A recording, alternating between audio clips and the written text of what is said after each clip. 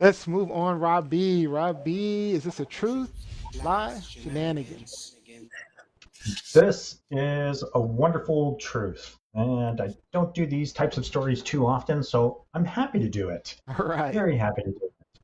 So, back in November in North Carolina, a 91-year-old Korean War veteran walked into a Food Lion store and he went straight for the customer service counter. At that point, he wrote a check for $1,500 for the store's Holidays Without Hunger program, which has been running for the last 17 years. He also wrote a $500 check for 100 prepackaged meals for the same program. And Neo, if you could put that up on screen, I- it's Mm. great. It's a cardboard Christmas tree made out of food packages. There's also Wow. blankets and other things. These are for people who are truly in need.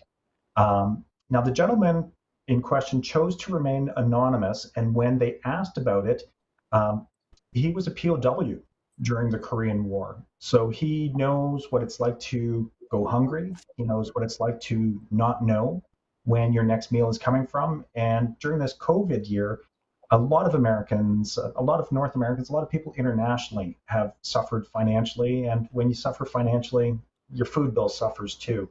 So I really wanted to highlight this story as we're into December, and this is traditionally the season of giving. It's the time of good deeds, and I wanted to ask my co-hosts if they have ever been receivers of acts of kindness, just random charities from anyone. Angela, we'll start with you. Yeah, for sure. I had my daughter pretty young, so as a single mom, especially when she was younger, things would get really, really hard. And so there were so many times when local churches stepped in to like their food pantries to help us eat for that particular week. Local charities have stepped in to help me pay bills before. Like I am not ashamed to say it. Like I've come a long way, and I'm just so grateful for, those people stepping in at those times because I didn't have it. I didn't have it. I didn't have anyone else to help. And we would have been, homeless or, not had, dinner for a particular week if those charities hadn't stepped in. So I definitely have been on the receiving end. And this story was just, absolutely amazing. I love the fact also that he didn't want to be known. I think sometimes the gift and the giving gets lost in wanting to post it on social media and just have your name out there. But it just speaks to the kind of person that he was. And I think in reading it, how he got down to 90 pounds when he was starving and when he was a prisoner of war himself. And I think it's super important. I always say this: if you go through something, it's not for naught. Like if you're going through that, take your experience and then, pay it back, pay it forward, and help someone else because you do know how that feels. So this was an amazing story. Izzy. I mean, for me, I harken back to, fall 1996. I get a call from my sister, Jacqueline Robinson, who is watching right now. Our brother, Alexander White, was here in DC, and he, unbeknownst to me, had been diagnosed with AIDS, and he was in the hospital, and he was dying. And at the time, I was a student. I was a junior at the University of Colorado. I was a poor Black child. I had no money whatsoever. And my best friend's mom and two of my best friend's moms, actually, they decided, that they were going to give me money to fly home to DC so I could see my brother in his final moments. And at the time, a lot of times when we are suffering, we tend to keep it to ourselves.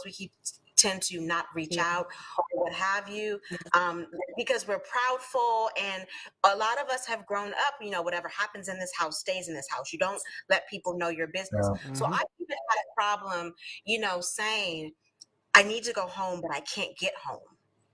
Um, but because Brooke and Corbin were my two besties at the time. They rallied. They told their parents, and Brooke's mom, Carlotta Walls Lanier, she worked at Frontier at the time, and she helped me get like a plane ticket next to nothing to get home to see my brother.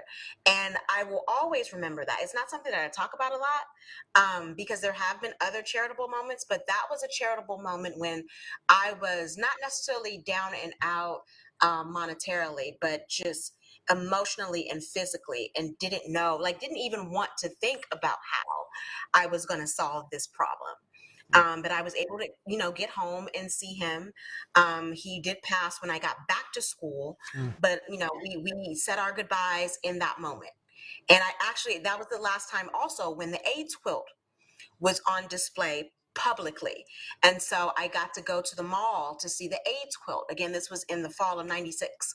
And so that is a charitable moment that I will always hold near and dear to my heart, because they didn't have to do. I didn't ask. I just, was venting to my friends, and they rallied around me and responded. And I've had moments like that throughout my years. Like, your core group, your people are your people, and they will be charitable when you need them to be. And it sucks that a lot of people don't have that. But that was a moment. That's a moment that will always stand out to me, 100%. All right. That's Yeah. So, beautiful. so for me, it's a tough one because I'm one of those people that I'll help the hell out of people, but when it comes to kind of receiving help, I am like, it's so hard for me to ask for help. Yeah. I'm more, Yeah. I'm more of the giving type. But I've learned over time, giving and receiving is a fantastic thing, and I've gotten better at asking for help when I need help, and I think that's part of the culmination of this show. Actually, I think this show was kind of the first time I was like kind of really willing to reach out and ask for help. And then, I mean, most like you guys kind of came on board and you kind of been just giving of yourselves. So it's been, I don't know if that for me, that if you're talking about some giving moments, those are the kind of the moments that I've really been experiencing is more recently, because I was horrible receiver. I was a horrible receiver of of goodness and kindness. So probably we only have a few seconds, but go ahead. Yeah, kind of like you, Neo, more of a giver than a receiver. But I remember when I went back to school, having had kids young, going to university, being broke, can really relate to what Angela was sharing. And I had one Christmas where I had nothing, and I had confided. I was helping out a friend, or I had helped out a friend in November. He didn't have a place to stay, so I gave him some free room and board while he got a night job and started getting his act together. And I'd confided in him at that time that really I had nothing to offer my kids that Christmas, and it was heartbreaking. And he showed up with his girlfriend at the time and her best friend. Unbeknownst to me, they just showed up at the door with two garbage bags full of toys. They had just done a run at some Dollar Tree, some dollar store kind of thing, but they spent maybe $60, but I was overwhelmed. I wept at my door. I hugged them, and they came in and we wrapped gifts that night. And because of them, my kids got to experience a Christmas rather than a pass that Amazing. year. So That's beautiful, Rob. I'll never forget that one. That was very, very special. And the reason why I framed it like this is because I want people to see the impact that it makes on us personally when someone gives. So, I'm a little bit older now, I'm a little bit more stable, and I am in a position to be able to pay it forward. And when you can do it anonymously, when you can deliver that random act of kindness for someone and they have no idea, it is so impactful. So I applaud. Thank you so much, all of you, for sharing your stories, and I definitely applaud this gentleman who made that donation. It was just absolutely amazing. I want to And share I So some. to the audience, got it in you. Pay it forward this holiday season, and if So you does need it? and I help, don't be prideful. Ask for the help. And I appreciate the story, because I think a lot of times people don't really understand that there are humans that are doing good, Yep, that are, trying to help and support. That we don't hear about it often, but it's out there.